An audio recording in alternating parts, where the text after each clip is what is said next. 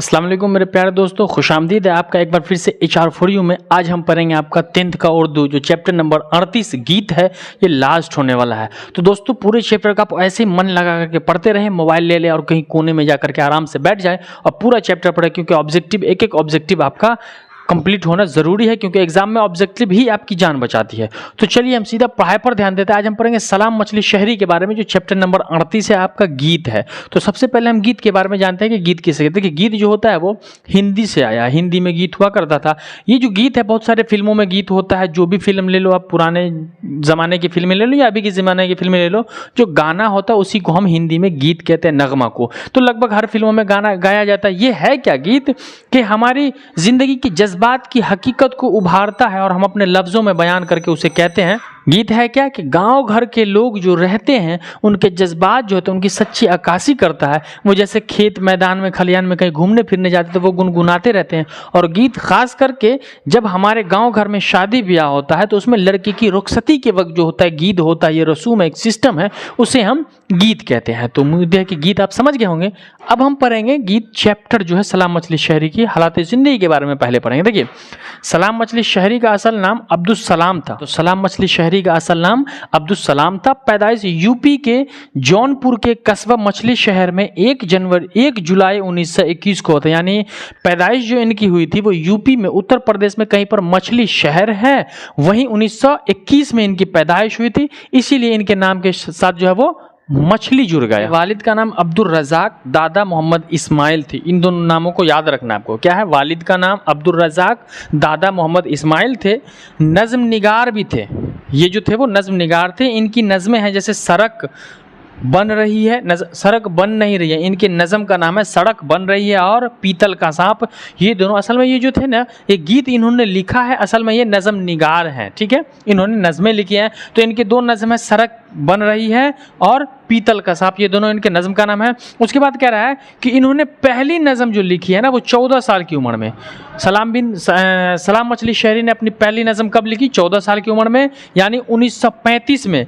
कि नज़म कौन सा था? नेरंगे ख्याल। तो सलाम मछली शहरी के नज़म का नाम क्या है? तो नेरंगे। पहली नज़म का नाम नेरंगे ख्याल है, जो कि 14 साल की उम्र में उन्होंने लिखा था और 1935 में लिखा था। अब कह रहा है कि इन्होंने गीत जो लिखे, गीतों के मजमूए, तो मजमूए का नाम होता है किताब मजमूए। तो इन्होंने गीत की कई किताब लिखी, जैसे इनकी गीत की किताब का नाम है पायल है, बाजूबंद है और 3 हीरे। ये सब इनकी गीत की किताबों का नाम है। पायल, बाजूबंद और 3 हीरे इनकी गीत की किताबों का नाम है। इनका इंतकाल जो है वो 1973 को, कब हो गया? 1973 को लाहौर में सलाम मछली शहरी यानी अब्दुल सलाम का इंतकाल हो गया। कब हुआ? 1973 में। तो आप जल्दी से इसका स्क्रीनशॉट ले लीजिए और मैं आपको अब गीत जो है, गीत लिखा हुआ, अब मैं गीत के बारे में आपको पढ़ाता हूँ। गीत पढ़ाने के लिए हमें आपका किताब लेना पड़ा। 210 पेज नंबर है, जो कि आपका लास्ट चैप्टर है। ये देखिए, गीत जो है सबसे पहले इसमें बता दो कि इसमें 2 लोगों की प्रेम कथा की कहानी बताई गई है, गीता और घनश्याम। यानी घनश्याम जो होता है वो अपनी गीता के लिए बांसुरी बजाता है। उन्हीं चीज़ों को गीत में बताया गया है। सबसे पहले हम पढ़ते हैं कि जमुना की लहरें उठती हैं, कुछ कहती कुछ गाती है और गाते गाते सपनों की दुनिया में खो जाती है। यानी जमुना नदी, गंगा जमुना की लहरें उठती है ना, जमुना की लहरें उठती हैं, कुछ कहती है कुछ गाती है और गाते गाते सपनों की दुनिया में वो खो जाती है। फिर कह रहा, क्या जाने क्या कह जाती है आकाश के हंसमुख तारों से, क्या जाने क्या सुन जाती है इस दुनिया के नज़ारों से।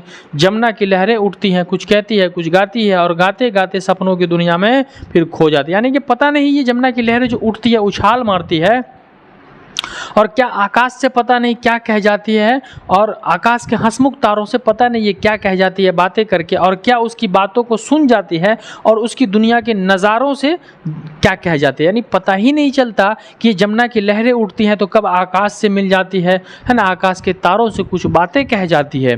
कह रहा है कि शीशे से भी नाजुक लहरों पर कितनी परछाई हैं।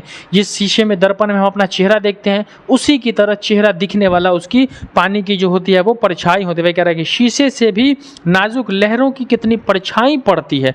जिस दर्पण में हम अपना चेहरा देखते हैं ना, तो पानी जब नदी के किनारे आप जाओगे तो देखोगे, उसमें देखोगे तो आपका अपना फेस दिखाई देगा।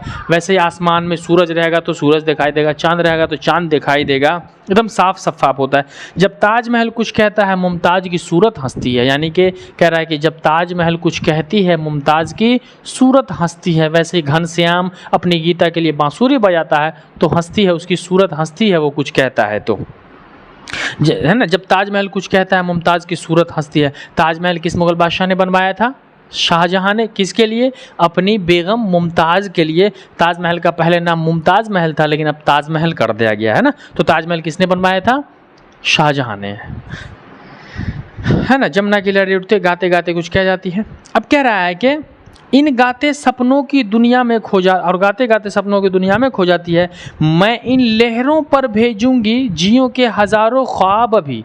मैं उन्हीं लहरों पर अपनी हज़ारों ख्वाब को रख करके भेजूंगी। ये आंसू, ये नाजुक कलियाँ, ये अपने आंसू, ये नाजुक कलियाँ, ये चांदनी, ये महताब भी, यानी ये हमारे आंसू, ये नाजुक कलियाँ, ये चांदनी यानी रात जो होती है चांदनी, ये महताब अभी, आशाएं फना होकर भी जहाँ कुछ अमृत रस बरसाती है। तो आशाएं फना होकर, हमारी उम्मीदें जो होती है वो फना होकर क्या हो जाती है? अमृत का रस बहाती है। आशाएं फना होकर क्या होती है? अमृत का रस बहाती है, यानी कि अमृत जो होता है आबे हयात, जिसे पी करके आदमी मरता नहीं, जिंदा रहता है, अमर हो जाता है। आशाएं फना होकर अमृत के रस बरसाती हैं, जमुना की लहरें उठती हैं और कुछ गाते गाते सपनों की दुनिया में खो जाती हैं। ये गीत चैप्टर में ये कहा जा रहा है कि जमुना की लहरों के बारे में और घनश्याम गीता जो होती है उसके प्यार के बारे में, कि ये दोनों की मोहब्बत जैसे होती है वैसे ही जमुना की लहरें की मोहब्बत होती हैं, कि वो आकाश से कुछ कहता है, चांद सितारों से कुछ कहता है, बह जाता है और आंसू फना होकर चले जाते हैं और बहुत सारी बातें कह जाती है। तो ये आपका गीत चैप्टर समाप्त हो चुका है। हम आपका क्वेश्चन आंसर कर देते हैं। पहला सवाल है आपका, सलाम मछली शहरी किस सिनफ़े शायरी के शायर है? तो सलाम मछली शहरी नज़म के शायर हैं, नज़म निगार थे। जमुना नदी हमारे मुल्क के किस सूबे से गुजरती है? जमुना नदी हमारे मुल्क के उत्तर प्रदेश यूपी से गुजरती है। ताजमहल किस मुगल बादशाह ने तामीर कराई? तो अभी बताया ताजमहल शाहजहां ने बनवाई। ये ताजमहल भी यूपी में उत्तर प्रदेश में है। अगला सवाल है आपका यहाँ कि जेल शेर का दूसरा मिसरा पेश करें। क्या जाने क्या कह जाती है? खाली स्थान है, तो क्या जाने क्या कह जाती है आकाश के हंसमुख तारों से। फिर अगला सवाल है आपका, आकाश का मुतरादिफ लफ्ज़ कौन है? मुतरादिफ यानी मिलता जुलता, तो आसमान हुआ आपका। उसके बाद फिर अगला सवाल है आपका मुख्तसर सवालात के, सलाम मछली शहरी की ज़िंदगी के 5 जुमले लिखे। तो सलाम मछली शहरी की पैदाइश, ये वो, उनके वालिद का नाम, ये नज़में लिखे। ये 5 जुमला आप लिख लोगे। मुग़ल बादशाह शाहजहां ने ताजमहल क्यों तामीर की? तो मुग़ल बादशाह शाहजहां ने ताजमहल अपनी बेगम मुमताज़ की याद में बनवाई थी। सवाल आपका क्लियर।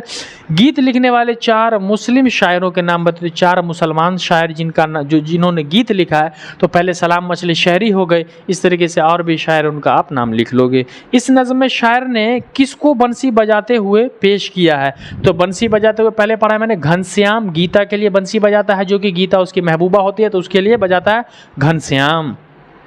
आशाएं फना होकर क्या बहाती है? तो आशाएं फना होकर हमारे लिए अमृत रस बहाती है। तो ये आपका मुख्तसर तरीन सवालात और तवील सवालात है कि सलाम मछली शहरी की शायरी और हालात ज़िंदगी। तो हालात ज़िंदगी ये और उनकी शायरी के बारे में आप लिख दोगे। सलाम मछली नज़म अपनी जमुना की लहरें उठती में क्या कहना चाहते हैं? तफसील। तो जमुना की लहरें में इंसान की हकीकत, जज्बात को पेश किया है, उसमें मंदरजल ये पूछा गया। तो ये आपका सवाल क्लियर हो गया। आज आपका 10वीं का सवाल 10th उर्दू ये दरख्शां का पूरा आपका सवाल मैंने क्लियर कर दिया, पूरा चैप्टर हो गया। अगर आप चैनल पर नए हो तो चैनल को सब्सक्राइब कर लो और कमेंट बॉक्स में आप ज़रूर बताओ कि अब आपको क्या पढ़ना है। वैसे मैं इसका 5 चैप्टर का क्वेश्चन आंसर, सब्जेक्टिव, ऑब्जेक्टिव, तवील और मुख्तसर तरीन सारा सवाल मैं आप चैप्टर बाय चैप्टर आपको पढ़ाता जाऊँगा 5 चैप्टर का एक वीडियो में, ठीक है। तो अगर आप चैनल पर नए हैं तो चैनल को सब्सक्राइब कर लें और शेयर करते रहे अपने दोस्तों को, और वीडियो को बार बार देखें, अकेले बैठ करके वीडियो देखें, किसी के तरह शेयर ना करें, ताकि आपको जहन पूरा का पूरा इस पर फोकस होगा। मिलते हैं हम अगले क्लास में, तब तक के लिए जय हिंद।